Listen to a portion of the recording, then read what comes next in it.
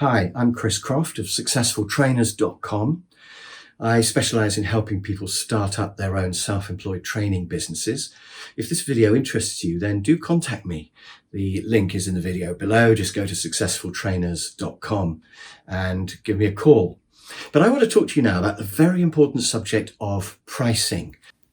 And this applies not just to training, but it applies to any self-employed business. In fact, any company really. Pricing is incredibly important to get right. It's the quickest and easiest way to increase your profit because it's very difficult to cut your costs and it's difficult to sell more, but you can put your price up just like that. You could just do it on your website. The question is, should you?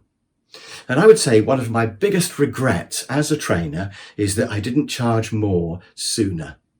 So when I first started out, I was desperate to fill up my diary with work and I went out with a very low price and my diary just went woof and it just filled up with work. Surprise, surprise. And I thought, well, it'll be okay. I can always put the prices up later.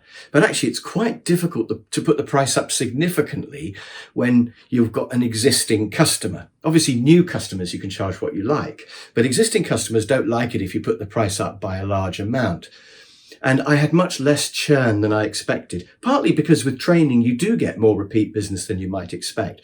But also, if you're very cheap, you're bound to keep those customers. They're bound to stay with you. So all these really cheap customers just wouldn't go away. So I think it's really important to think about your price from the start. And then when you do start to put your prices up, you've got to have some courage. I was really worried I would lose all of my customers. And I remember creeping the prices up from sort of $7.50 to $8.50. And to my surprise, I didn't lose any business at all.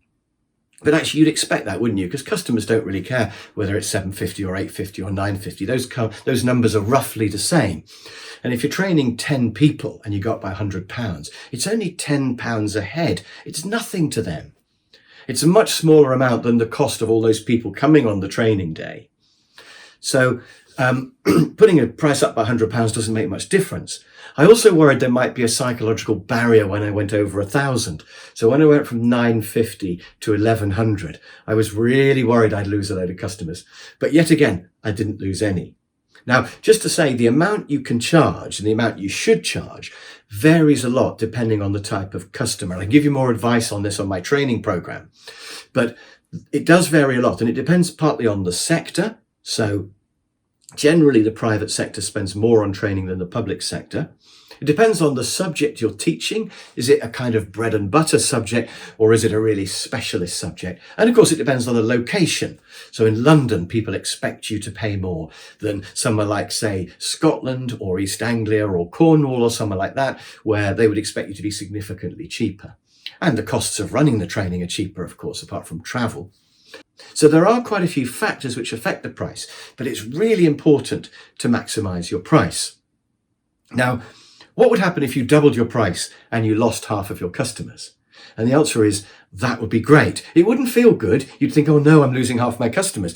But of course, you'd make the same amount of money and you'd be doing half the work. So to double your price and lose half your customers would seem like a really sensible idea. Now, what about if you put your price up by 10% to start with and you lose 10% of your customers? Similarly, you'd be making the same amount of money with less work. And I would absolutely urge you to think about that very seriously. Put your price up by 10% and measure the effect it has on your customers. And you could do experimental pricing, of course. You can put your price up just on a few and see if you lose 10% of those. But the final thing to realize is, let's suppose you were going to double your price. Suppose you were charging, to keep the numbers easy, suppose you were charging £600 a day. You shouldn't be that cheap, by the way. And you put your price up to $1,200, that would be doubling your profit, wouldn't it? Or so you might think. And you could see if you lose half your customers. But actually, to double your profit, you don't have to go from 600 to 1,200 because you have costs. So let's suppose your travel costs, maybe there's accommodation and preparing and paperwork and things. Suppose your costs are £300 a day and you're charging 600. You're actually only making 300 profit. So if you put your price up from 600 to 900, your profit is now going to be going from 300 to 600. You're doubling your profit. So the question is, if you put your price up from 600 to 900, would you lose half of your customers? And if you do, that's fine.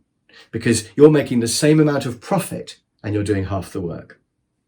Now, I suggest actually if you went from 600 to 900, you wouldn't lose half your customers. You'd perhaps lose a quarter, and therefore you'd be making more profit and doing less work.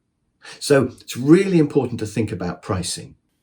And certainly it's a no-brainer to go from 750 to 850 or from 1200 to 1400, which is where you should be, because the customers probably won't even notice that. Or if they notice it, they'll think, well, yeah, but he or she is worth it.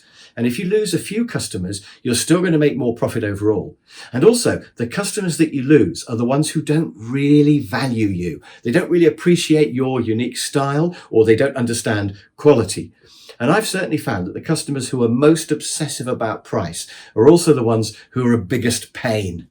So when I've lost customers on price, I've been really delighted to see them go. And you'll find you will then sell those days to somebody else for more. So it'll be fine. So think really hard about price and take good advice on price. What you really want is somebody experienced who's been doing training for 20 years and really understands the game. And I think one of the ways that I can really add value with my Successful Trainers program is that I know about things like price. If you work with me to build your training business, you won't make rookie mistakes like not charging enough. So if you think you might be interested in working with me, just go to successfultrainers.com and follow the link through and give me a call. We can have a conversation. Maybe I can help you get started in your business. I would love to hear from you. Bye for now.